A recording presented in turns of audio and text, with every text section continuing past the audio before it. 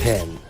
Comedian Heather McDonald experienced almost instant ramifications after taking the Lord Jesus Christ's name in vain when she claimed that Jesus loves her the most. 7 seconds after the blasphemous statement, she collapsed and suffered a skull fracture. She also mentioned she never fainted before in her life. Clearly, Jesus loves me the most. Seriously. So nice. So nice.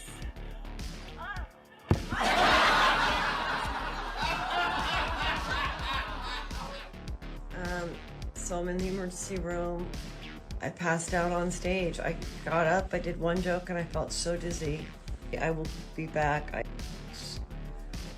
I've never ever fainted in my life. 9. The world is being absolutely loud in voicing their agenda, and Kendrick Lamar proves that with his blast from this video here, speaking out for women's rights. Meanwhile, the church is silent. Godspeed for women's rights. They judge you, they judge Christ. Godspeed for women's rights. They judge you, they judge Christ. Absolutely disgusting, as you can see thousands of people clapping, shouting, and roaring. These are demons literally manifesting through people screaming, "Yeah, women's rights." In today's culture, people are screaming and angry because we can't kill babies in the womb anymore. 8. As Israel was given the choice between life and death, even so I now put the same before you. Deuteronomy 30 verse 15 and 19. See, I have set before thee this day life and good, and death and evil. I call heaven and earth to record this day against you, that I have set before you life and death, blessing and cursing. Therefore choose life. Remember Romans 6:23. For the wages of sin is death, but the gift of God is eternal life through Jesus Christ our Lord. Acts 16:31. Believe on the Lord Jesus Christ and thou shalt be saved.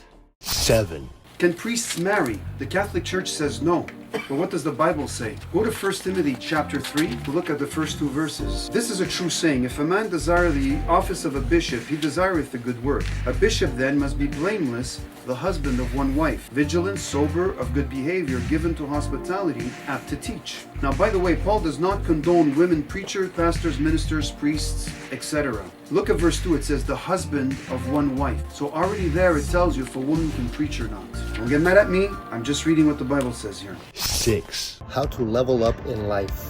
What doth the Lord thy God require of thee? But to fear the Lord thy God, to walk in all of his ways, and to love him, and to serve the Lord thy God with all your heart and with all thy soul. That's what the Lord requires of us. What are the 2 greatest commandments? To love God with all our heart, soul, mind, and strength, and to love our neighbors as ourselves. This is what the Lord wants of us. The minute you start following this, everything just falls into place. 5. How does our faith grow? The Bible has to gain a certain trust, a certain credibility. The more I read it, the more I studied it, my faith grew. What does it say in Romans chapter 10 verse 17? So then, faith comes by hearing, hearing by the word of God. The more you read, the more you study the scriptures, that's where your faith is going to grow. The less you read, the less your faith is going to grow, and you're going to be more into the world. 4. Is matter and energy eternally present? This is what the first law of thermodynamics says. It states that neither matter nor energy can be either created or destroyed. That means it was eternally there. But when you're reading the Bible, it was not eternally there. God spoke it into existence. So now the Bible has one up on science. 3.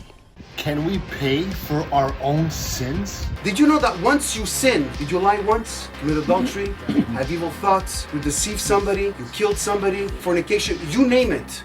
You break one of these laws, for all have sinned and come short of the glory of God. All of a sudden now, there's a debt on your head. The question is, could you pay it? Absolutely not. So Jesus Christ said, I'm going to come down now, and I'm going to go and pay your debt, because you can't pay for it. If you say, I'm strong enough, I'm going to pay for it, so you die in your sins, what happens? You die in your sins, and eventually you're going to go to your place. Basically, it's hell. In hell right now, basically death got you there. He says, okay, I paid for my sin. No, you're going to be paying for your sin now for the rest of eternity. 2. Message to witches from the heart.